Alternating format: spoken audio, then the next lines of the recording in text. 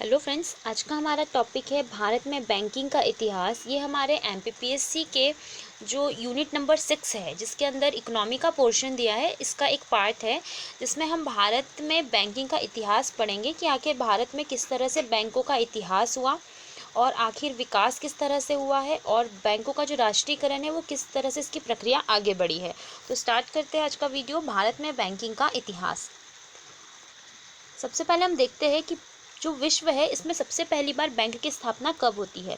तो 1157 में इटली में सबसे पहली बार बैंक ऑफ वेनिस की स्थापना की जाती है। तो पहली बार बैंक कहाँ ओपन हुआ था? इटली में हुआ था, बैंक ऑफ वेनिस। इसके बाद 1694 में बैंक ऑफ इंग्लैंड की स्थापना होती है। तो बैंक ऑफ इंग्लैंड की स्थापना होती है 1694 में। फिर 1970 में बैंक ऑफ हिंदुस्तान की स्थापना होती है, जो एक आधुनिक बैंक था। तो 1970 में होती है बैंक ऑफ हिंदुस्तान की स्थापना। इसके बाद 1806 में बैंक ऑफ बंगाल, 1840 में बैंक ऑफ बॉम्बे और 1843 को बैंक ऑफ मद्रास की स्थापना होती है। और फाइनली ये तीनों बैंक जाके क्या कहलाते हैं? प्रेसिडेंसी बैंक में कन्वर्ट हो जाते हैं। तो सबसे पहली बात कब हुई थी? 1806 में बैंक ऑफ बंगाल की, फिर 1840 में बैंक ऑफ बॉम्बे की और 1843 में बैंक ऑफ मद्रास की स्थापना होती है। और इन तीनों को मिला के कहते हैं प्रेसिडेंसी बैंक। यही प्रेसिडेंसी जो बैंक है ये 1921 में इंपीरियल बैंक ऑफ इंडिया में कन्वर्ट हो जाता है और यही इंपीरियल बैंक ऑफ इंडिया 1955 में SBI state bank of India बन जाता है। तो आखिर स्टेट बैंक ऑफ इंडिया की शुरुआत कहाँ से मानी जाएगी? तो वो मानी जाएगी 1806 के बैंक ऑफ बंगाल से। इसके बाद 1881 को अवध कमर्शियल बैंक की स्थापना होती है। यह भारतीय पूंजी द्वारा बना हुआ एक बैंक था जिसमें भारतीय पूंजी लगी थी। कौन से बैंक में? अवध कमर्शियल बैंक में। लेकिन इसमें जो थोड़ा योगदान था ये अंग्रेजों का भी था।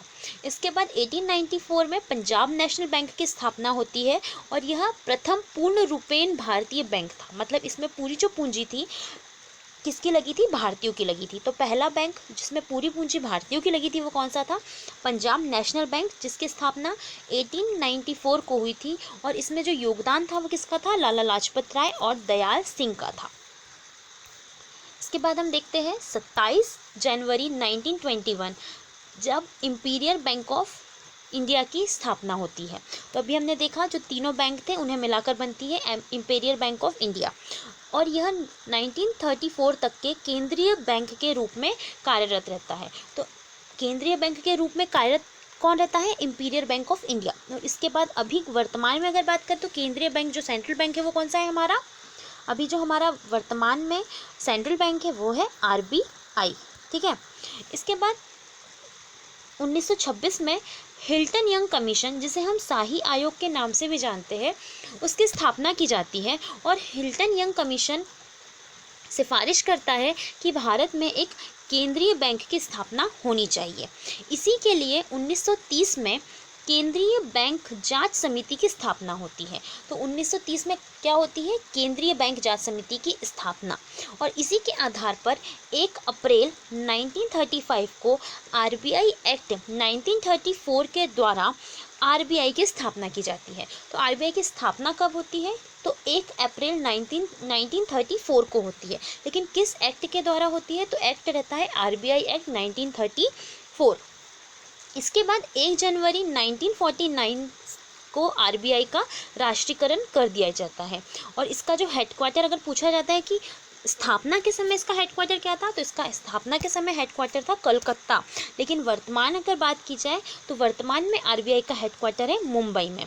तो अगर ये भी क्वेश्चन बनता है कि पहला जो राष्ट्रीयकृत बैंक था भारत का वो कौन सा था, तो उसका आंसर भी क्या होगा? आरबीआई होगा। इसके बाद 1 जुलाई 1955 को इंपीरियल बैंक ऑफ इंडिया का नाम बदलकर एसबीआई कर दिया जाता है। तो अगर हम बात करें एसबीआई की स्थापना कब होती है तो 1955 में, लेकिन शुरुआत कब होती है? तो 1806 में होती है। इसके बाद 1 जुलाई 1964 को IDBI industrial development bank of India की स्थापना की जाती है और जिसका हेडक्वार्टर कहाँ है? मुंबई में। तो industrial development bank of India का हेडक्वार्टर कहाँ पर है? मुंबई में हेडक्वार्टर है।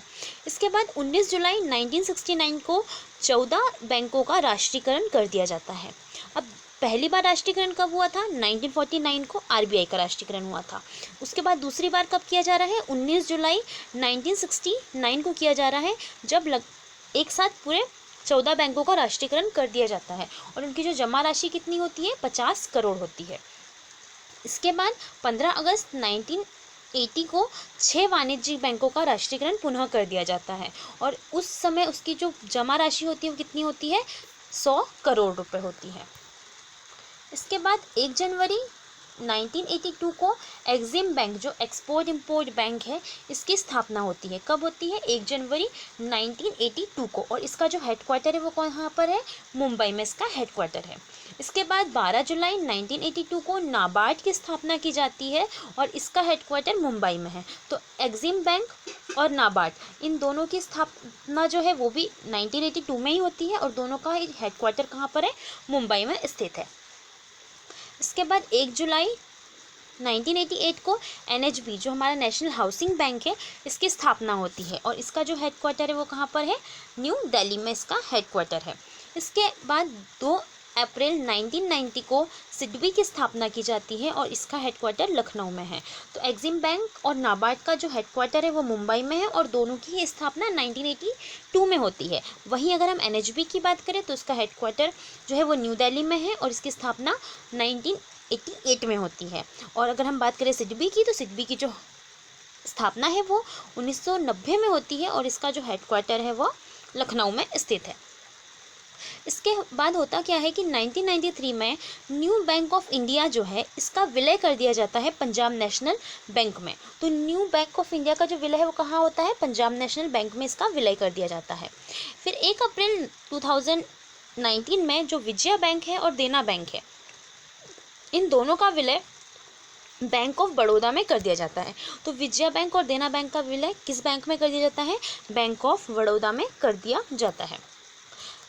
फिर अभी वर्तमान में या हाल ही में बोल सकते हैं कि 30 अगस्त 2019 को जो हमारी वित्त मंत्री निर्मला सीतारमण जी हैं, इन्होंने 10 बैंकों का समावेशन 4 बैंकों के रूप में करने की घोषणा की थी। मतलब जो 10 बैंक है उन्हें मिलाकर 4 बैंकों में कन्वर्ट कर दिया जाएगा। पहला क्या क्या है? पहला क्या बनेगा? पंजाब नेशनल बैंक बनेगा और पंजाब नेशनल बैंक में ओरिएंटल बैंक ऑफ कॉमर्स और यूनाइटेड बैंक ऑफ इंडिया की विलय कर दिया जाएगा। तो ओरिएंटल बैंक ऑफ कॉमर्स और यूनाइटेड बैंक ऑफ इंडिया का जो विलय है ये कर दिया जाएगा पंजाब नेशनल बैंक में। तो ये 3 बैंक मिलाकर बन जाएगा एक बैंक। इसके बाद जो आंध्र बैंक है और कॉरपोरेशन जो बैंक है, इन दोनों को मिला दिया जाएगा और इसका विलय कर दिया जाएगा यूनियन बैंक ऑफ इंडिया में। तो पंजाब नेशनल बैंक फिर है यूनियन बैंक ऑफ इंडिया। इसके बाद जो सिंडिकेट बैंक है, इसको केनरा बैंक में मिला दिया जाएगा और इलाहाबाद जो बैंक है उसे इंडियन बैंक में विलय कर दिया जाएगा। तो अभी वर्तमान में हमें इनमें से कितने बैंक दिखाई दे रहे हैं? एक Punjab national bank, union bank of India, Canara bank और इंडियन बैंक। क्योंकि ओरिएंटल बैंक ऑफ कॉमर्स और यूनाइटेड बैंक ऑफ इंडिया का विलय पंजाब नेशनल बैंक में हो चुका है, आंध्र बैंक और कॉरपोरेशन बैंक का यूनियन बैंक ऑफ इंडिया में हो चुका है, सिंडिकेट बैंक को केनरा बैंक में विलय कर दिया गया है और इलाहाबाद बैंक का विलय इंडियन बैंक में कर दिया गया है। तो आज के वीडियो में इतना ही, मिलते हैं नेक्स्ट वीडियो में। Thanks for watching.